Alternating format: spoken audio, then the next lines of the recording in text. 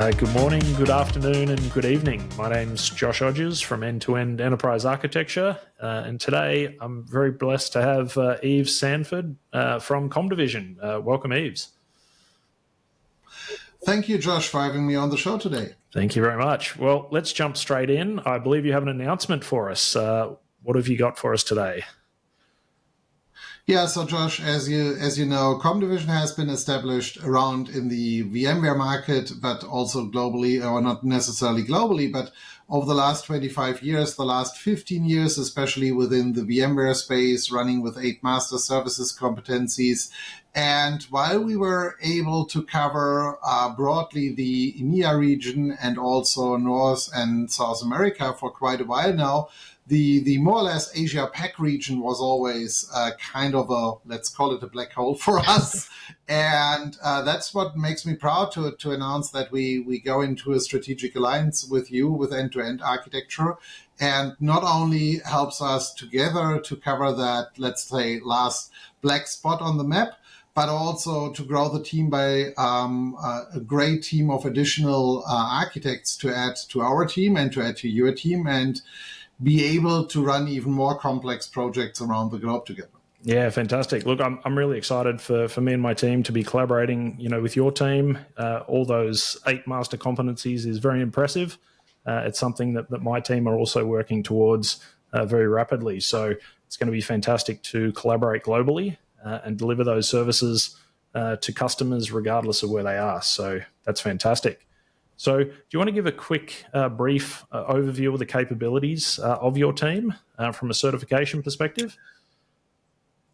Yeah, so within the comdivision team, we have 2 VCDXs on staff. I'm actually one of them. The other one is Jens Hennig, who runs our end-user computing and Workspace ONE business team. So that also kind of shows that we are not only doing the basic infrastructure, we have a good team around end-user computing, Workspace ONE. They run some of the largest Workspace ONE and AUC deployments globally. Just last year at Explore, we announced together with BMW, for example, their strategy to move them with 75,000 desktops by 2025 into the cloud, and that's a global rollout. So currently we have covered, I think, China, Europe, US, so quite a few locations are already online.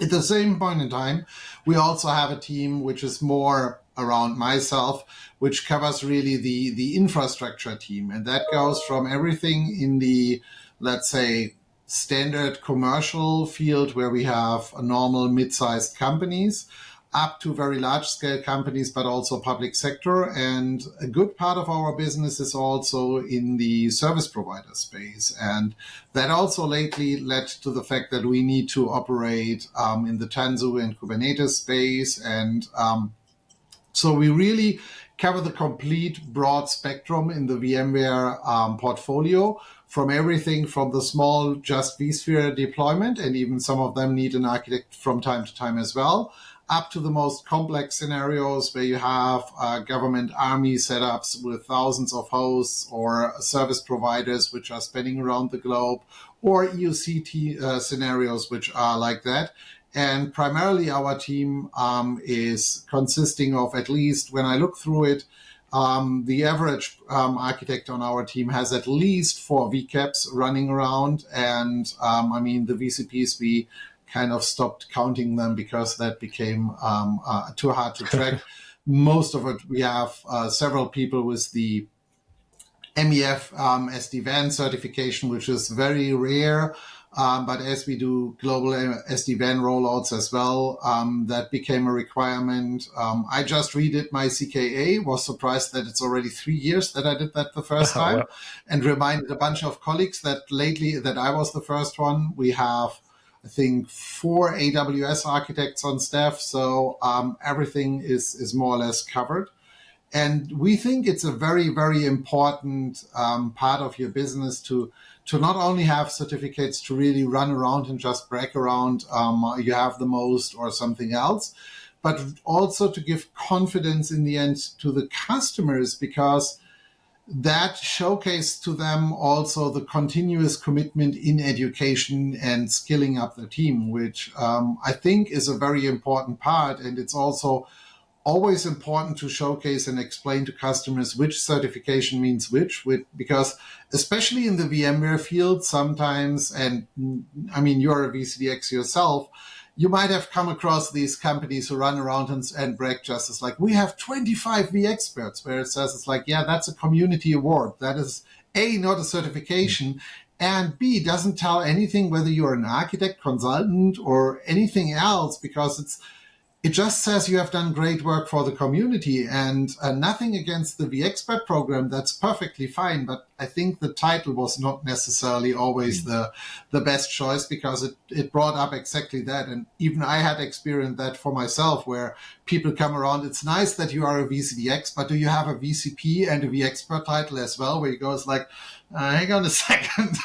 That goes in a weird direction. But yeah, we find it important, and I think I have just signed off for Q3, Q4, what we are going to do in education, and I think we plan for, I think, 20 or 40 VCPs which need to be redone, and I think 10 or 20 at least VCAPs which need to be refreshed or will be the first time, and AWS is actually sitting in our backyard as well for at least, I think, 4 or 8 new certifications. So it's a constant proof of skill set build up and education. And I think that's very important in these times, because IT is still changing faster than most people think. And even though it's more in the detail nowadays, I think the detail is exactly what makes it up as an architect for us, because we are being called in for these most complex projects. And when you have to sit in front of let's say a VCF architecture, which we had lately, and you have to discuss about we covered nearly every maximum count there is, like whether it's port groups, whether it's amount of storage volumes, hosts per cluster, networks in an NSX manager.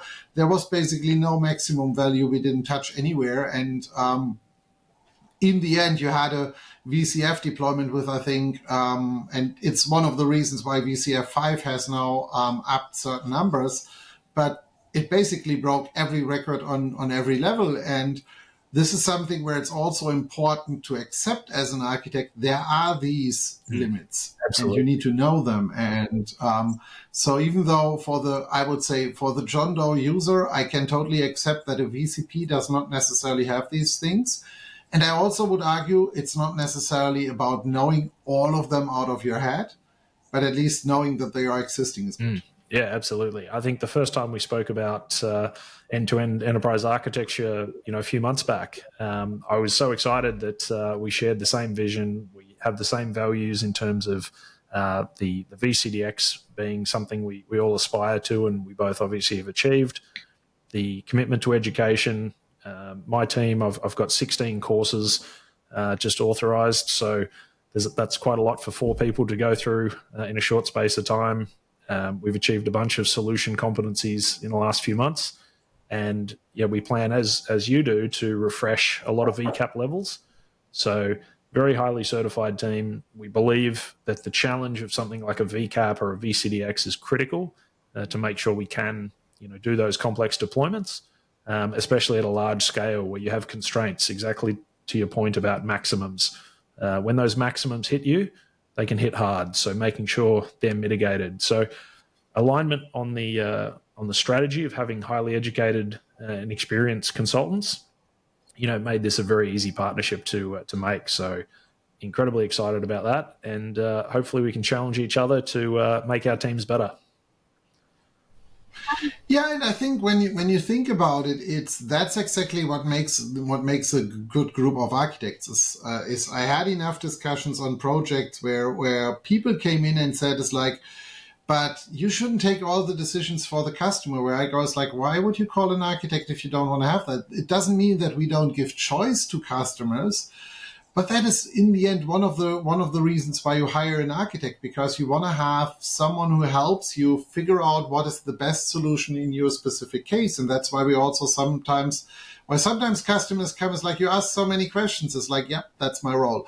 You hired me for exactly that reason. And when you think about it, that's exactly one of the reasons why you want to have an architect, that they unfold all these uncertainties. And what I like, especially in my team, is very often this scenario is where customers come along and say, it's like, yeah, this is more or less an impossible game, or we know already that 3 or 4 other companies have basically left the battlefield by just saying, it's like, yeah, this is getting too complex for us. Or, yeah, I mean, most companies don't walk away with this is too complex for us. They find other lame excuses for it, which I find even more ashamed. It's like, there's nothing bad in saying, it's like, okay, this is 3 levels above us. And some of it just requires, experience with it. Is like when I look in our scenario, we have our own data center which we run just for test and POC purposes, where we deploy every weekend, also for training classes, over 1,500 VMs. So we know what automation means. We know what it means to constantly have to rebuild it, to have basically no maintenance window and everything else. That makes it a lot, makes it a lot easier for us really to think also, especially like we do a good part of our projects in the service provider space. They have a completely different set of problems than the enterprise customers, which is also where we have seen over the last few years why so many, let's say, commercial or enterprise architects fail really in the service provider space, not because they are bad architects, but they don't understand the market and the market difference. And it is a completely different market, because all of a sudden you have one infrastructure, but you have 50 different customers on it. And you cannot just dictate for 50 customers, for example, a maintenance window, which brings you into a very challenging scenario if you want to do upgrades or any other thing. Is like, if I'm a large enterprise, worst case, the CIO can walk in and say, it's like, okay, next weekend, maintenance window, emergency case, period. We are going to take IT systems offline for a few hours. Try that as a service provider. Not working that way. And all of these things need to go into an architecture. It's like, it's not good enough if I build an architecture now and forget about the fact that I need to have rolling maintenance windows and other things. And so I think that all of these little pieces all together make it up. Absolutely. And I think your point about a lot of partners just simply don't have the skills and experience, whether it be at the expert level of architecture or whether it be in a specific vertical, that's the gap that comdivision and end-to-end can actually help with. So if a partner is out there and they don't have the skill sets at the 301 or the 401 level, that's exactly where we play. This is our expertise. That's why we have these resources and the highly certified people, is to address those issues. So by all means, work with your trusted partners.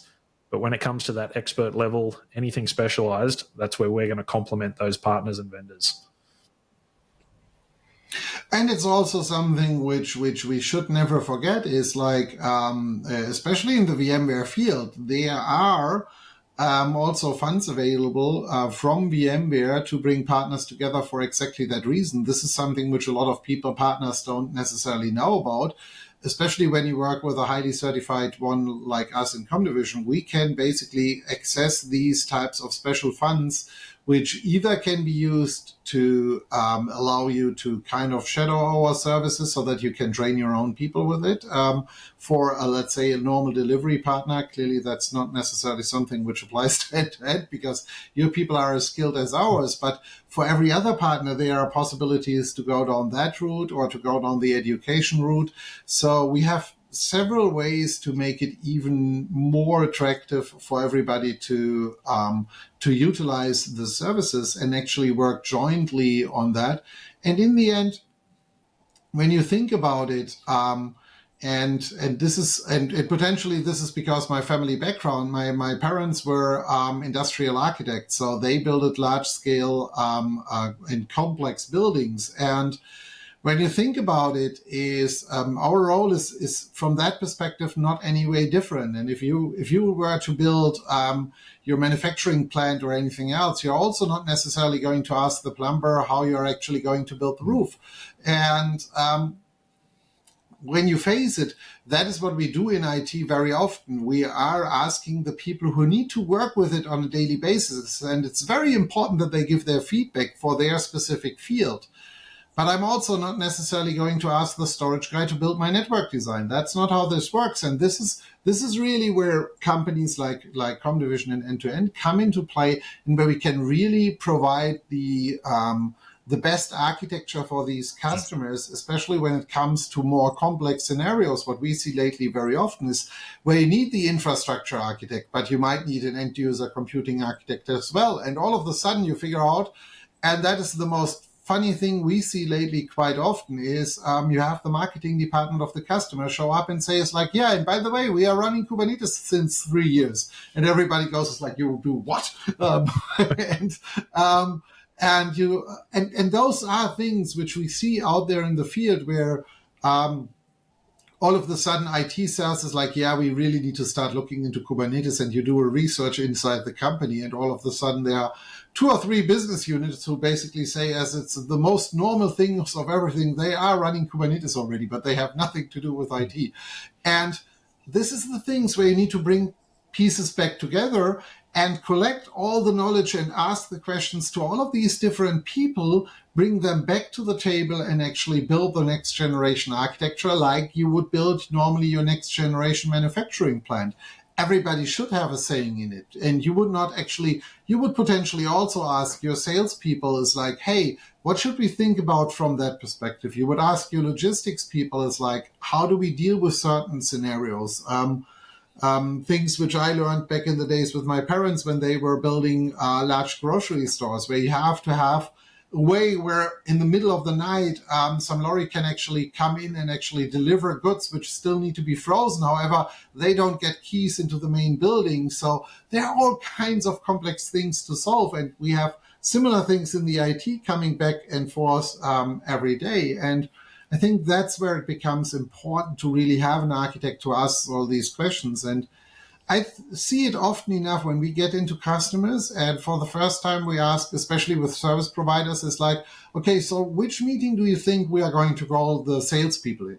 And you see some of the IT guys is like, why would we want to have the salespeople in? They have no clue what they are selling. It's like, yeah, that's potentially exactly why we want to have them in, because we want to understand what are they selling, but we also need to understand how we can best support them. Because in the end, if the people out there who are basically making the money for the company don't get the products and the infrastructure they need, it's not necessarily the best solution. And that is exactly what we need to solve. And this is something where we have seen over the last couple of years where more and more people desperately need architects really also to play. And we had customers come up and just buy our packs or something like that, so that they could sit down with our architects from time to time and just discuss a certain scenario and problem. Yeah, absolutely. I think it's critical. And I was on a podcast recently with VCDX number 1, John Arazid, friend of both of ours. And he made the old saying, which is measure twice, cut once. And I think that really sums it up, is if you get the right architect, you've made sure you've considered all the factors before you go ahead and implement a solution. And really the value of enterprise architecture and high-level solution architecture is the mitigation of risks like ransomware. So there's obviously a ransomware event going on right now in the market. It's going to be a huge impact to a lot of customers. And, this is something that once the root cause analysis comes out, I'm sure there's going to be several very low-level things which could have been done to at least minimize the damage, if not have avoided that attack. So I think that's a great example of good architecture is like an insurance policy. It helps prevent or minimize the damage. It's on one end that, but also what people need to understand is architecture is always a point in time scenario. It's what we know at this point in time is the best on how you can build it.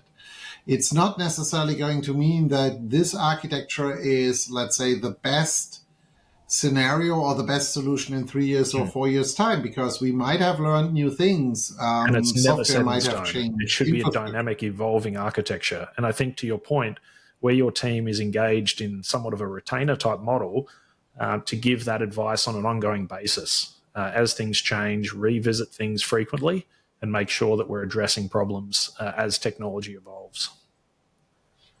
Yeah. And as you have seen, I mean, there are tons of things which people have learned over time. And coming back to the scenarios, as I said, from a building industry perspective, up until that massive accident back in the days here in Germany, where that one airport actually burned down nearly completely. There were no warning signs at elevators saying it's like you should not use the elevator in case of a fire because no one thought about it. And that's exactly the same as what we have in IT is there are new experiences. Like you said, there could be a security incident where people all of a sudden learn it's like, yeah, it's not necessarily the best idea to plug a USB stick you found on the parking lot into every computer. So we need to find a solution for it. And there are other scenarios which might hit you, and there are surprises sometimes which might just come with an update. We just had the wonderful experience that yesterday when I was back at my office desk the first time for 3 weeks, and a few other things came together.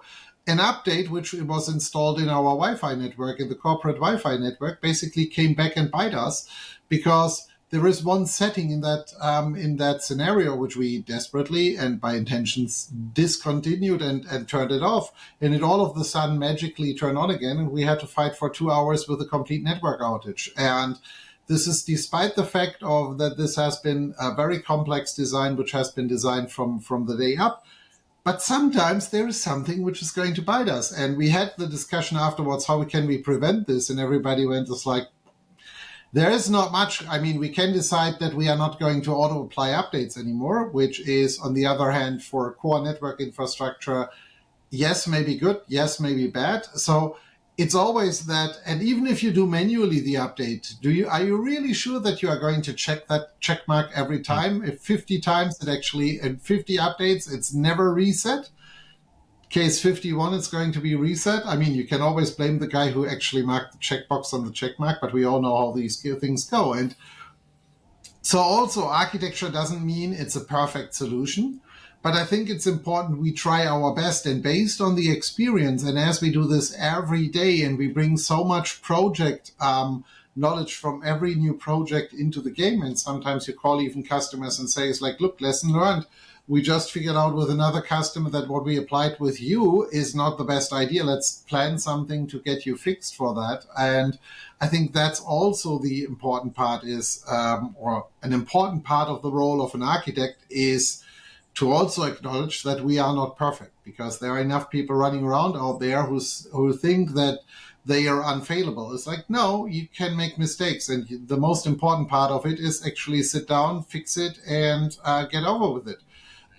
Versus just actually is like, oh, the customer is never going to find out.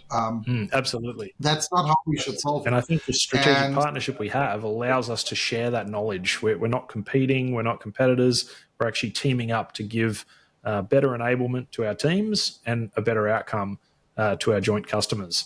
So I think that's another area where a large team of experts, we can really, it's like iron sharpens iron type of scenario. So I'm very excited for that too. So, for example, one of the rules we have established a few years ago in comdivision, because we saw that became an issue, is where we established that every architecture document before it goes to the customer, so even in the different levels, so we typically have a review phase after conceptual, logical, physical, or implementation guide, no matter what we do. Every one of these has to be reviewed by someone who is not actively involved in the project, because that also makes sure that some other third party can understand the document. Because if you are working inside the project team, it's always difficult to be really sure that you are not actually creating or ignoring things. And especially the ignoring piece is very easy if you are kind of in an agreement with every other architect on the project. It's like, yeah, we don't really need to go through that detail. And then all of a sudden the reviewer comes around and says, it's like, okay, this is interesting, but I don't see the reasoning for this. And then they go, it's like, yeah, but the customer told us. And it's like, yeah, but I can't find that anywhere in the notes. So that is one of the important things, I think, when we look at architecture is getting clear and honest review from that perspective. And it helps the team as well to really go and get stronger and stronger. And we see internally how much it actually helped the team to do that. And yes, there are some people who have a hard time with it and always take it personally, but in the long run, they will figure out that it's the best solution for everybody. Absolutely. And I think that's the test think we want to apply to architecture is, can someone else pick it up who's equally qualified and experienced and understand the decisions that are being made? And if the answer is no, to your point, well, we go back and we make sure it's very clear in the documents. So that peer review process, very important to make sure we deliver quality outcomes, and also very important for enabling and mentoring. So that's another value we both share. And I think that's also coming back to one of the points which we make lately, for especially in the service provider field, where we start to do more and more industry comparisons, where we just actually do not only do reviews with customers every year or something like that, where we do a health check or however you want to call it, but also utilize this to give people a comparison against everybody else in the industry, where we can then say, is like, look, in comparison, your product alignment with everybody else in the industry, we see you're strong here, you're a bit more weak in this specific scenario. But it also sometimes helps some of these teams to understand that even though they have the feeling that they are not necessarily doing the best, we in many cases can say, is like, look, you might not be perfect, but in industry comparison, you're actually doing much better than everybody else. And so we can evaluate that. And I think that's becoming more and more valuable for customers as well, especially as we are coming into a time where companies are going to take a very, very close look on every dollar spent, not only in IT, across every department. And as people are looking more closely what they are spending their money on, it's also very good for the IT department if they can showcase this. Look, but by industry standards, we are very good, for example, in infrastructure accessibility. But hey, look, here is something where the analysts or architects told us is like, we should do better from a security perspective. And as discussed before, even though we can help customers buy licenses or get subscriptions or something like that, as that is not our primary business, that makes us kind of independent here so that we can really give people the best advice on what would best fit their solution. And I'm always finding, and I just need to come out, take that story, is we had a large public sector customer lately where during the architecture phase, one or two of our architects came in and said, it's like, why did you pick that solution? And it always came back as like, yeah, but the vendor told us that's the only option for us. And we said, it's like, no, that's not the only option. They have two other products in exactly the same area. Why did you pick this one? And they came back again and again. It's like, yeah, but that's the only option for us. And we said, it's like, okay, so was that what the sales guy told you? And in the end, it came out the sales guy told them. And we said, it's like, look, the challenge with this is the sales guy potentially has a 20% base salary. The other 80% are built back on margins. And that means there is a high chance that he might be more interested in what he makes out of it than that you get the best solution. Where the customer more or less really completely shocked at this. It's like, they would never do that.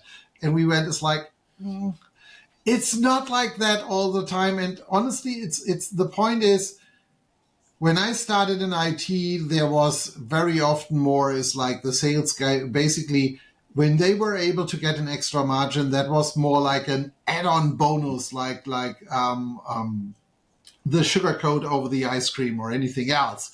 No, it's more or less the base ice cream. And that actually brings companies and especially resellers very often into these situations. And let's face it, a lot of the vendors are doing a similar game in trying to make certain products more attractive than others. And that ends up in scenarios where customers get, I wouldn't say tricked, but actually get spoken or persuaded into the solution. And this is something where I think we as architects can play a very, very important role in the market in telling customers, is like, look, this is the solution which is really working for you. And I know also sometimes it's more expensive, sometimes it's cheaper.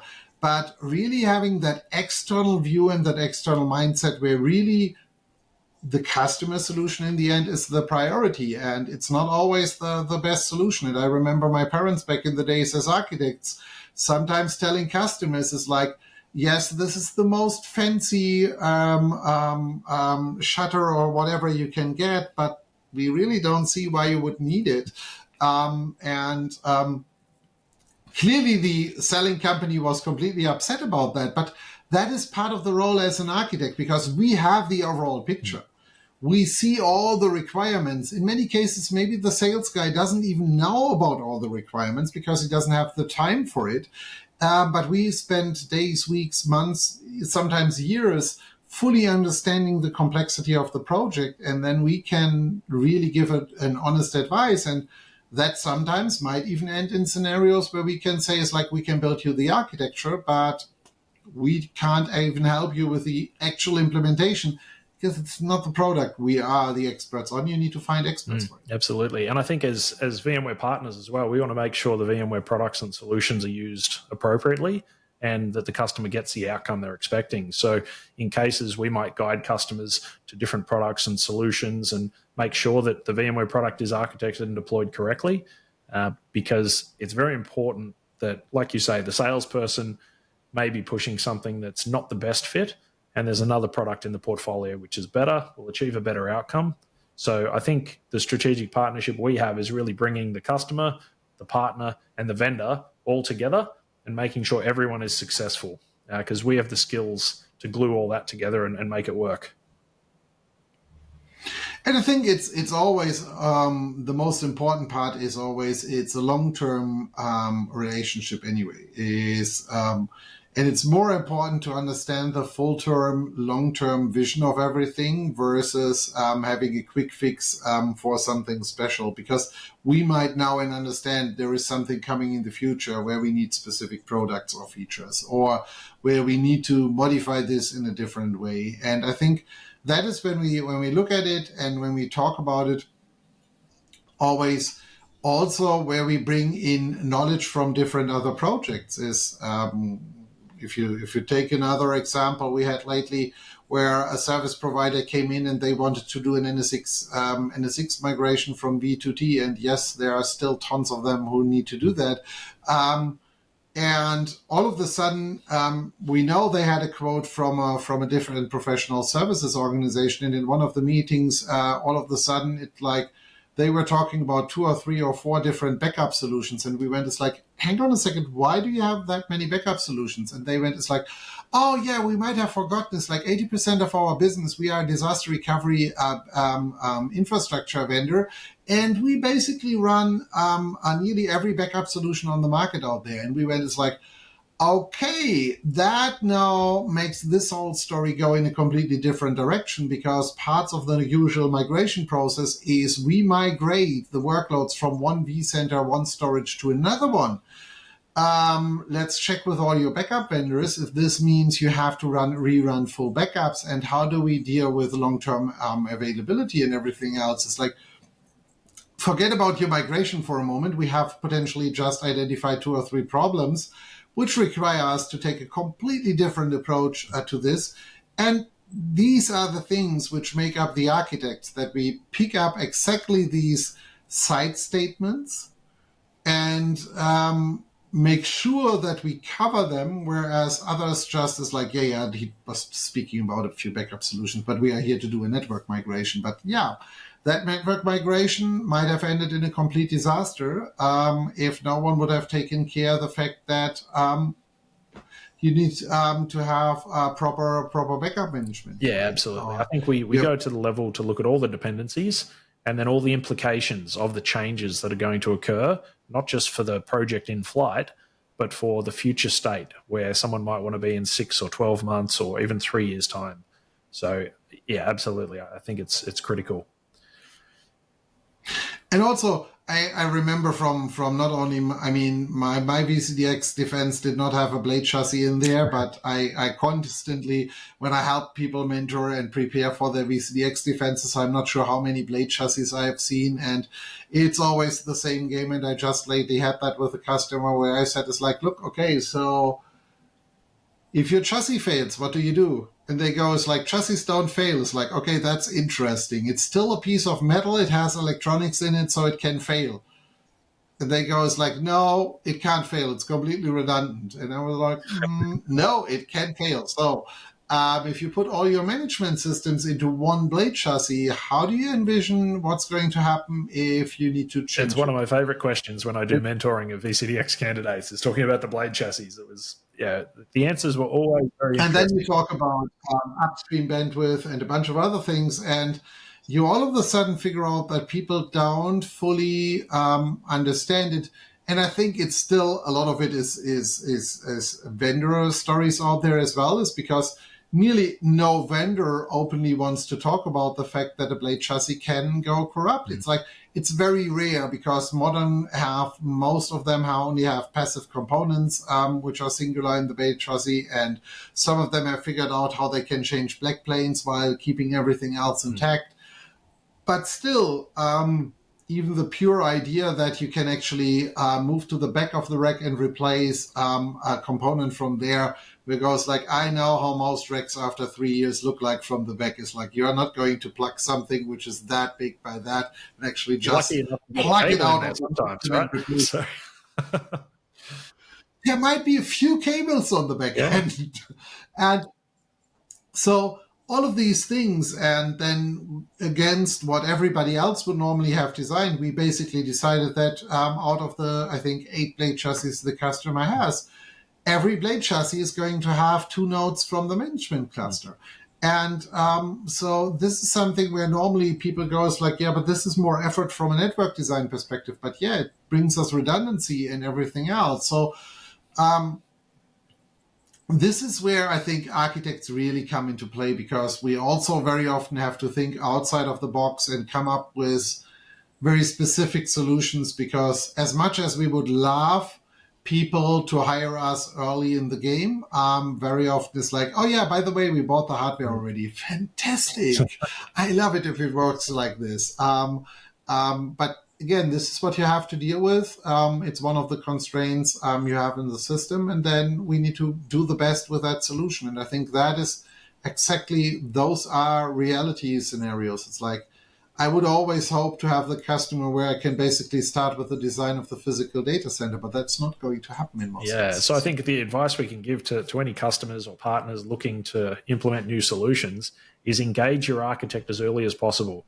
Now, of course, we would all love to be engaged day one in that first pre-sales meeting. Doesn't happen very often, but that is the absolute optimal time to do it, because we can start setting the direction early. We can avoid a lot of rework potentially. We can make sure that hardware that is purchased is appropriate and is going to achieve the best outcome. We may even be able to minimize the amount of hardware and software licensing purchased day one. So the value of the architect is as early as possible and throughout the life of the solution. So that's actually where the company name End-to-End came from, is let's start at the start and keep going until there is a business outcome delivered. And then from there, we now start the day 2 part of that journey, and we go end-to-end there as well. So that's kind of where the name came from, just a literal expression of what architecture is. And yeah, the earlier you get the team involved, the better.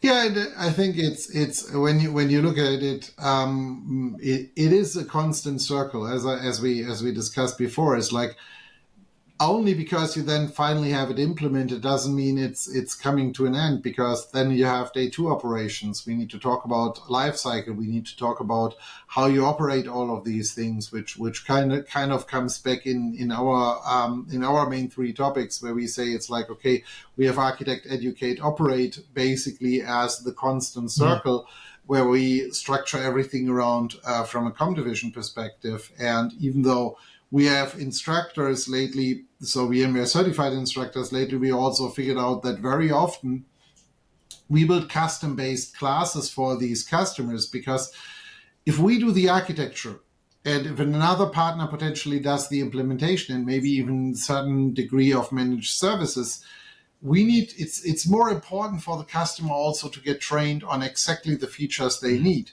while it's great that you have these 5-day install, configure, manage classes and things like that from VMware, which are, I would always say, is like many of them are great for the partners.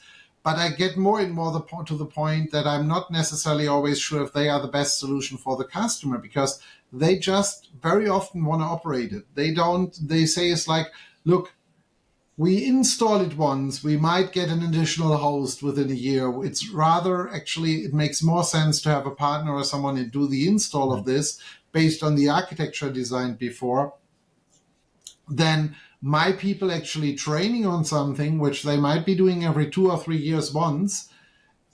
Doesn't make any sense. Whereas for us, it's our daily business. We need to know it. We need to play with it. We need to experience with it. We need to check out what's possible, what's not possible. But this is not for the majority of customers. And I think this is also something where architects can help reduce effort for customers, because we can come in and actually say, it's like, look, this is not only, like you said, it's like we can potentially help save on infrastructure, on hardware and software, but we can also later on help on the knowledge transfer piece and other pieces as well, because we can train the people spot on for what they need to know in the infrastructure.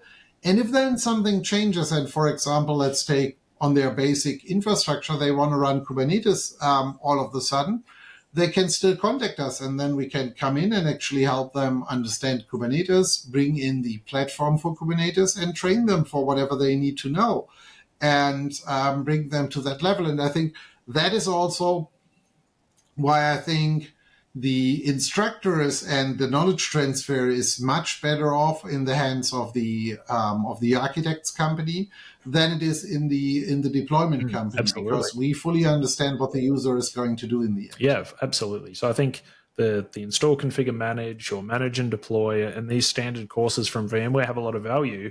But in addition to that, you need something that's customized. And I think the architect is in the best position to determine what are those skills that need to be transferred.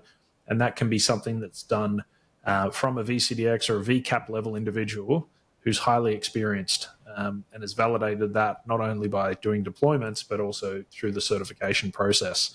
So I'm a huge fan of making sure customers understand what's been delivered, and the documents that your team and my team write, and the architectural decisions and the explanation in those documents is part of that, is making sure everyone knows why the decision was made, what the alternatives were, what the implications of decisions are, and that any assumptions or risks are properly mitigated.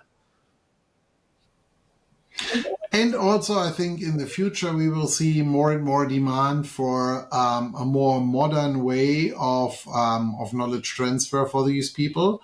Because let's face it, we have new generations showing up in IT as well. And they are far more interested in getting content in bite-sized form, and not in a 4 days or 5 days class anymore. It's like, when I talk to education experts over the last 2 or 3 years, not only through the pandemic, they say it's like, look, we need to change the way on how knowledge is transferred and also consumed.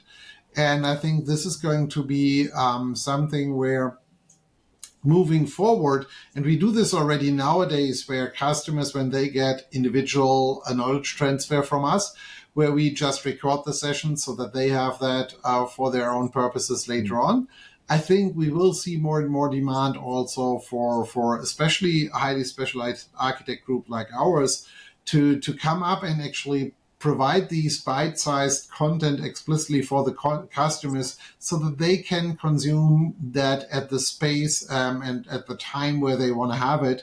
I think what we currently see in the industry, the on-demand trainings, are nice, but that's potentially also not going to be what this is going to look like in the future. We are going to, because that's still more or less, when you look at it, in many cases, it's more or less the 5 days instructor standing in front of a video camera being recorded. And yes, it's true that people can actually jump in and out at every point in time, but it's still content which is also built for watching it end to end. Yeah, and it's also...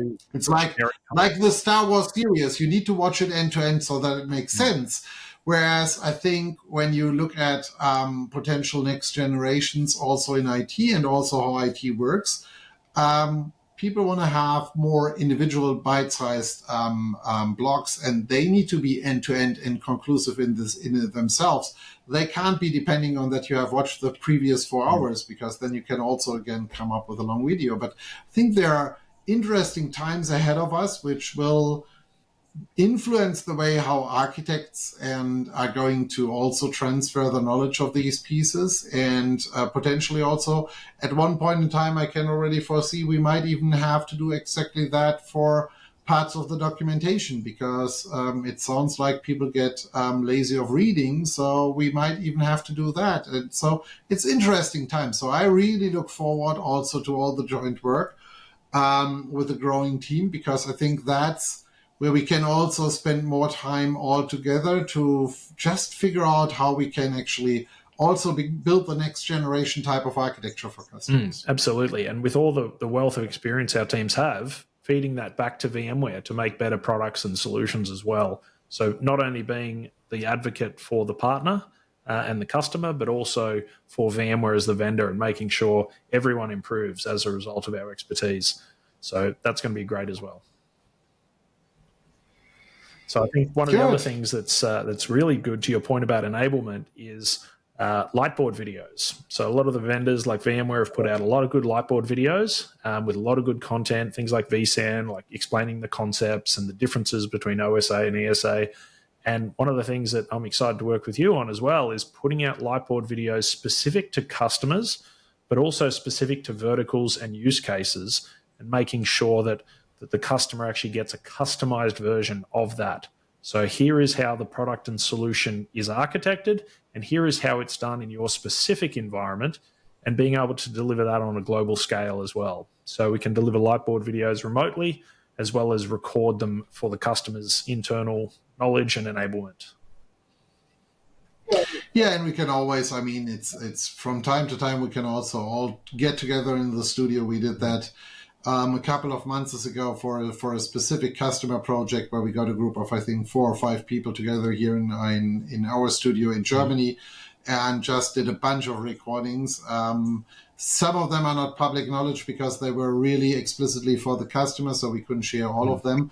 But it's always, those are a possibility. We lately did that, for example, together with the Tanzu team from VMware, and actually created a few, because it's also sometimes things where we need to look at which other architects do we have on the team who can provide these also in other languages from time to time. So we figured out that although we always think everything is English in our industry, it's sometimes we have, when we did some videos in German and English, we all of a sudden had a massive peak on the language, on the German ones. And we might, as we grow the architecture community around us, it might be that we are actually going to do some in French or in, I still look forward, especially as we are going to grow in the Asia Pac market together, doing something in Chinese and Japanese. Absolutely. Because that's, I think, those are countries and territories where,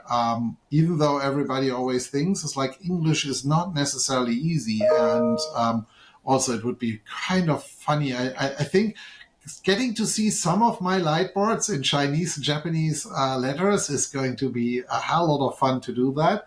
And I'm going to be open to stand behind that and ask questions and do all of that. But I think as people already tell how ugly my English writing is, I should not try to start Chinese or Japanese. Yeah, I'm definitely looking forward to bringing on board some Japanese speaking and Mandarin speaking resources to help address those markets, but also, like you say, put out content that's appropriate for people where English may be their second or third language, and it's very difficult to translate.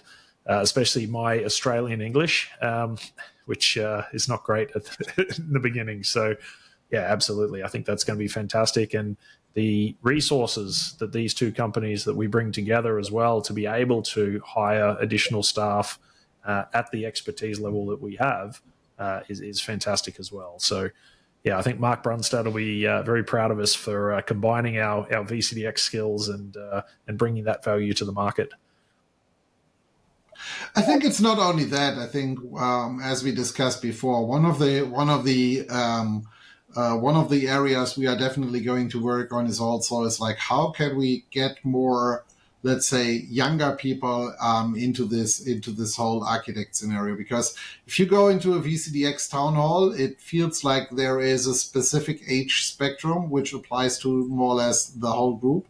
And I think this is clearly showing we need to come up and figure out how we can make it attractive for new people to come into this, because I think there is nothing which stops you from becoming a great architect already with mid or end 20s. It's not that this is impossible. And I know, especially in the VMware space, there were quite a few who started in that age range. And I think that's moving forward in the next few years. Also going to be one of the areas which we need to cover is like, how do we make this an attractive market or not an attractive market, but an attractive skill set for young people, and how do we train them up to that level? Because it's still one of these areas where an architect is not only about experience. Clearly, you need to have idea experience, but you still need to have the mindset and everything else as well. And I think too many people exchange experience with having the right mindset and the right background for it. And I think there is a high appetite out there on the market from some people who might want to actually get into this. And I think this is also something which in the future we are going to cover in some of the podcasts, is like, what's your steps to actually get to the level of becoming a top level architect, and whether that ends in a VCDX or any other certification in the long run. I think that's not all of it. It's like, how do we get people to get to that level? Because I currently already have the feeling that in the next, most likely not 10, 15 years, but when we look at the next 20 years, we will see a shortage, because there is a lot of IT architects, which I know out there, are always the same age band. And that age band is actually, my feeling, is getting older and older and older every year. So I think it's also a part of our role to make sure that we get this attractive for young people again. And I think it is actually attractive, but there is really no standard way on how to get there. And maybe we have to develop that as well. And I think that comes back to the VCDX program. And the intent of that originally was to generate consistency with architecture for VMware customers. So I think, our companies combined are going to be able to help mentor a lot of people. So I would say anyone who's looking to be an architect, has some experience and wants to work in an amazing team. And, I can't think of a more qualified and experienced team globally, actually. But definitely reach out to Yves or myself, and we can certainly help guide you in the right direction, if not work with you, which would be great. Perfect. Fantastic. Well, Yves, thank you for your time. It's been brilliant, obviously announcing this partnership, and comdivision and end-to-end are going to deliver some amazing things for VMware and their customers and partners. So looking forward to doing lots more podcasts and case studies and meeting up at Explore in a few weeks. That's the whole idea. I think it's going to be interesting to see on one end how the market is going to react to this announcement, but also much more important to showcase to all the customers from end-to-end and comdivision how we are actually going to broaden the experience, how we are actually going to make this really globally available, all the knowledge sets, and also make or build a solution for our customers which is more reliable in the end, because clearly it's a lot easier, because now even if customers want to have like around the sun architecture support, I mean, for architects it's not that much of a demand for it, but even if that becomes a necessity, and I can foresee, especially with more and more security incidents and things like that, there will be certain types of demands where we need to cover that. And that's going to be, I think, another strong scenario out of this, because for what I see, at least in the VMware or even cloud architecture space, there are not that many cloud architecture companies who really can span global projects. And I think that's moving forward going to be a key skill set. And I looking forward to what's going to happen at Explore in Las Vegas and many more things to come. And let's see what we do out of it. Absolutely, the depth of our team is phenomenal, and I can't wait to get out there and get working. Well, thanks again, Yves. Great. Looking forward to speaking to you again soon. Thank you, Josh.